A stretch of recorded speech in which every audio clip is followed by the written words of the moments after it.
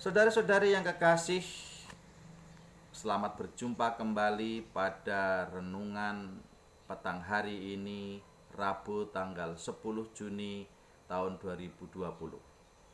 Sekali lagi kita harus bersabar untuk kita melaksanakan renungan-renungan atau ibadah-ibadah dari rumah.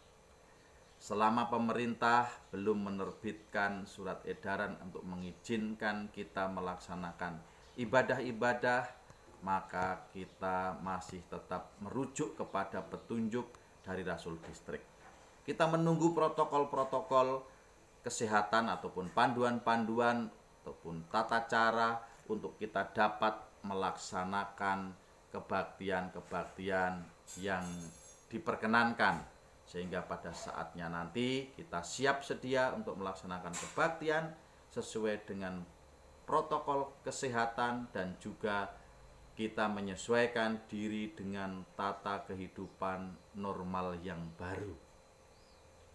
Pada petang hari ini kita ditunjukkan satu nasihat dari Alkitab yang diambilkan dari Rut pasal 1 ayat yang ke-16. Demikian firman Tuhan. Tetapi kata Rut, janganlah mendesak aku meninggalkan engkau dan pulang dengan tidak mengikuti engkau. Sebab kemana engkau pergi, ke situ jugalah aku akan pergi. Dan di mana engkau bermalam, di situ jugalah aku bermalam. Bangsamu, bangsaku, Allahmu, Allahku. Saudara-saudari yang kekasih Tuhan, kita kembali pada petang hari ini belajar dari kisah Rut. Dalam Alkitab kita pada petang hari ini bahwa Rasul Tuhan menunjukkan satu contoh dan keteladanan bagaimana umat manusia yang percaya kepada Allah, yang dengan setia melakukan kehendak Allah dan menuruti ketetapan-ketetapan yang Allah berikan.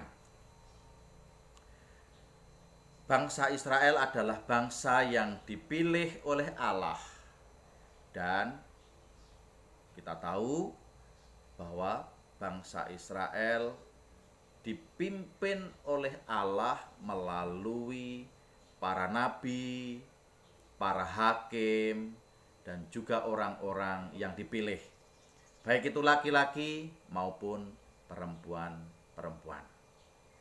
Sehingga mereka yang memiliki rasa takut akan Tuhan, mereka ditunjukkan bagaimana mereka dapat keluar dari kesulitan atau mengatasi masalah-masalah. Kita tidak tahu mengapa dalam Alkitab ini Allah memilih Naomi yang adalah orang Israel. Dan mengapa harus Naomi? Apakah Naomi seorang hakim? Kita juga tidak tahu. Apakah suami Naomi adalah seorang hakim? Kita juga tidak tahu. Tetapi Naomi dan keluarganya adalah salah satu umat Israel yang memiliki kesetiaan, pengandalan, dan pengikutan kepada Allah. Mereka menyembah Allah dengan benar. Sehingga ketika suatu masa di Israel terjadi wabah kelaparan, Naomi mengungsi ke Moab yang berdekatan dengan Israel. Naomi, suami, dan kedua anak laki-lakinya. Setelah mereka tiba di Moab beberapa lama, suami Naomi meninggal dunia, dan kemudian anak-anak mereka menikahi perempuan-perempuan Moab, yaitu Orpa dan Rut. Ya, kita tidak tahu berapa lama mereka menikah, dan kemudian Alkitab menuliskan anak laki-laki Naomi keduanya meninggal juga. Wow, suatu ujian dan pencobaan yang luar biasa. Naomi hidup di Israel menghadapi kelaparan. Setelah mengungsi ke Moab, suaminya meninggal. Suami adalah harapan untuk memenuhi kehidupan sebagai pelindung, sebagai kepala keluarga, sebagai penanggung jawab mencari nafkah, meninggal. Dan kemudian anak laki-laki, ya mereka bisa diharapkan sebagai penopang, sebagai penolong, sebagai pelindung. Tapi pada akhirnya kedua anak laki-laki mereka meninggal. Kini Naomi sebatang kara di negeri asing. Tetapi sekali lagi Naomi tetap mengandalkan kepada Allah, tetap setia kepada Allah, tetap beribadah kepada Allah meskipun ia di negeri orang asing. Yang pada akhirnya Naomi mendengar di Israel keadaannya sudah membaik dan memutuskan ingin kembali ke Israel karena di Moab tidak punya siapa-siapa lagi. Dan kemudian ia ingin meninggalkan kedua menantunya ini yang adalah perempuan-perempuan Moab dan mengembalikan kepada keluarga mereka. Dan kemudian Orpa pun tinggal atau menetap di Moab. Tetapi Rut bersikeras untuk menyertai Naomi, untuk mengikut Naomi, untuk mendampingi Naomi. Rut tergerakkan oleh belas kasihan.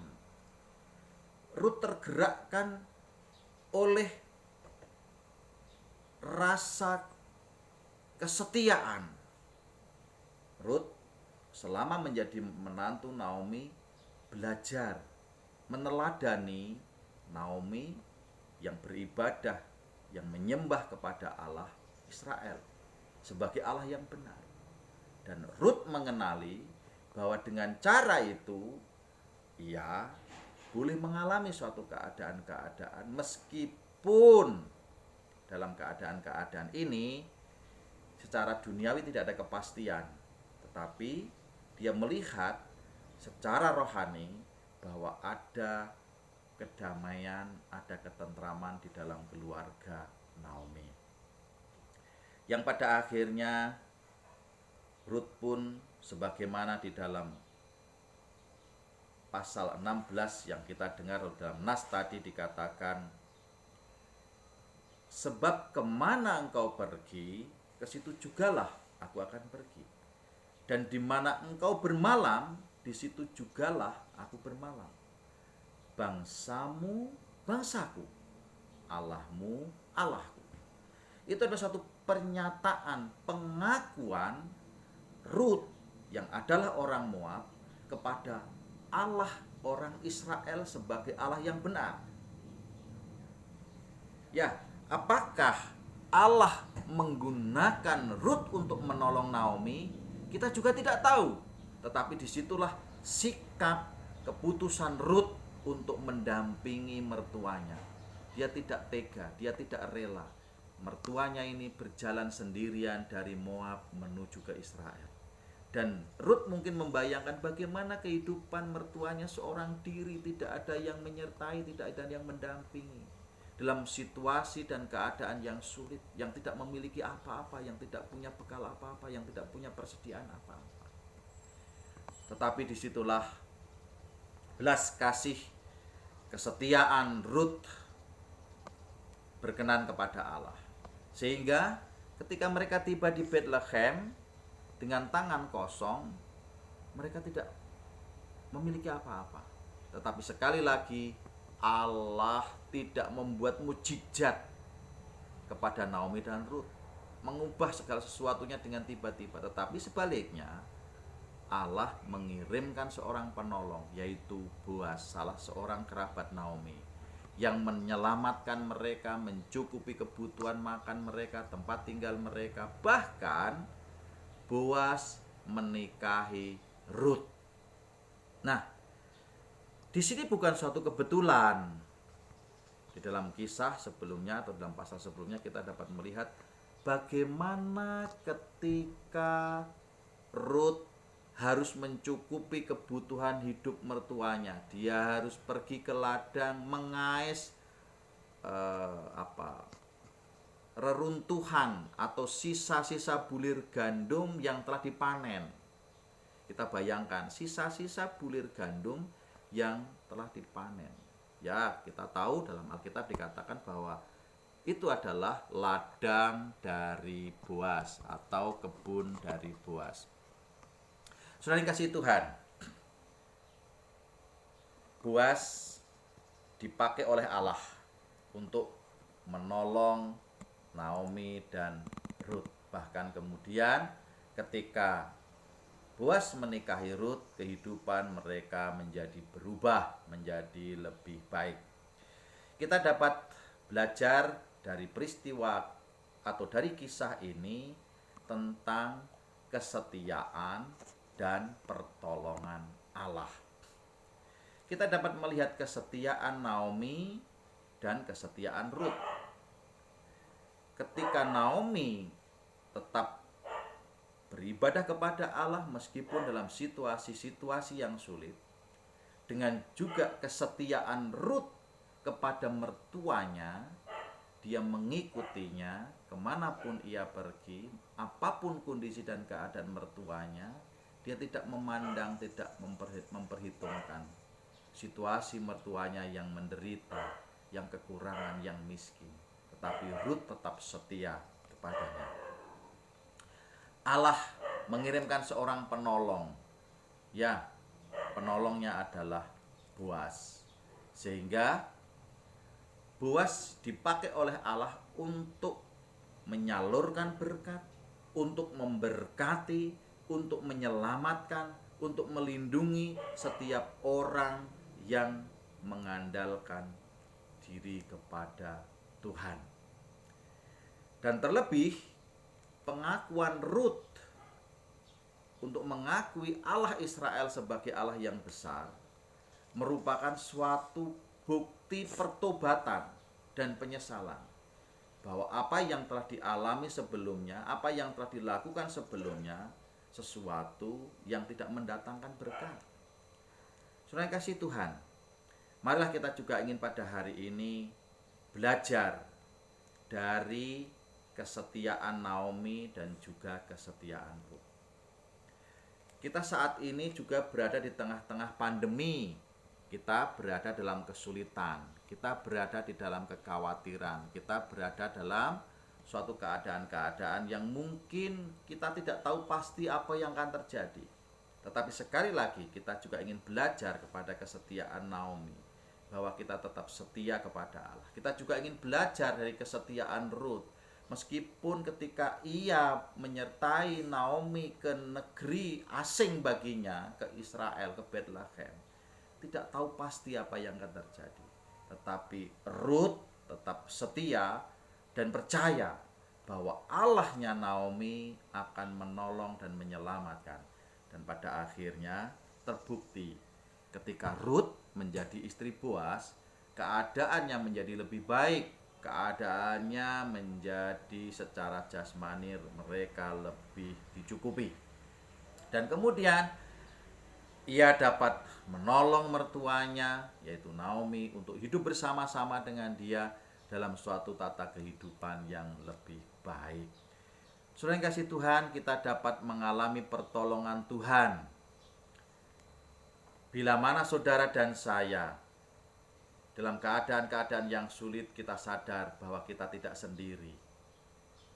Kita memiliki persekutuan dan penyertaan Allah yang nyata, meskipun kita tidak melihat dengan kasat mata. Hari ini saudara dan saya memiliki persekutuan dan penyertaan Allah di dalam Yesus Kristus yang kita sembah, yang kita percaya. Dialah kekuatan kita, dialah penolong kita, dialah penghibur kita di dalam kemalangan, di dalam penderitaan.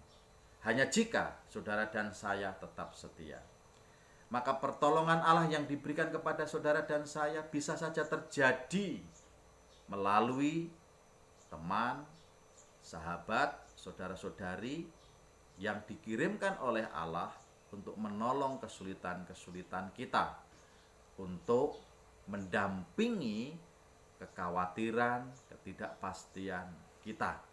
Oleh karena itu para kasih Tuhan, marilah kita juga ingin pada hari ini untuk mengandalkan Tuhan. kita ingin berpaling kepada Allah di dalam keyakinan dan permohonan kepadanya. Pertolongan Allah dapat kita alami dengan nyata pada masa kini. Ya, bisa saja bukan suatu mujizat yang terjadi dalam kehidupan kita, tetapi pada akhirnya kita mengenali, oh ini adalah jawaban dari doa yang saya panjatkan. Allah menolong, mengirimkan penolong, menyertai kita dengan mengirimkan seseorang yang hadir dan membantu memecahkan masalah-masalah kita. Marilah para kasih Tuhan, kita juga ingin belajar dari Rut. Kita ingin meneladaninya. Meskipun pada saat ini kita tidak tahu pasti kapan pandemi ini akan berakhir dan apa yang akan terjadi dalam kehidupan kita di masa pandemi ini. Tetapi sekali lagi, mari kita ingin mengandalkan Tuhan. Mari kita juga ingin bersetia kepada Tuhan. Dan kemudian kita juga ingin melakukan kehendak Tuhan. Jangan sampai Tuhan memakai kita untuk kita digunakan sebagai penolong bagi orang lain. Jika Tuhan menginginkan kita dipergunakan sebagai alat untuk mendampingi mereka yang mengalami kekhawatiran, lakukanlah. Jika Allah menggunakan kita sebagai alat untuk menyertai sesama kita yang berada di dalam kesulitan-kesulitan, kekhawatiran-kekhawatiran, meskipun kita tidak berbuat sesuatu, tetapi kita mampu berdoa bagi mereka, maka itulah yang dapat kita kerjakan. Kerjakanlah sebagaimana Rut telah melakukan apa yang menjadi kehendak Allah dengan kebenarannya, sehingga Allah memandang dengan penuh kasih dan kebenaran, sehingga Allah memberkati, Allah menolong Naomi dan Rut. Demikian pula kebenaran-kebenaran yang kita buat, maka Allah juga akan menolong dan memberkati kita. Marilah kita ingat akan apa yang dikatakan Tuhan Yesus dalam perumpamaan tentang penghakiman yang terakhir, yang dituliskan dalam Matius pasal 25 ayat yang ke-40. Sesungguhnya segala sesuatu yang kamu lakukan untuk salah seorang dari saudaraku yang paling hina ini, kamu telah melakukannya untuk aku. Mari para kasih Tuhan, kita ingin menyelaraskan kehidupan kita dengan firman Tuhan, dengan kehendak Tuhan di dalam segala situasi dan kondisi. Kesetiaan kita akan membuahkan pertolongan Tuhan dengan nyata. Mari kita tetap ingin menundukkan diri kepada pimpinan dan penyertaan Tuhan di masa kini sampai pada hari Tuhan datang. Amin.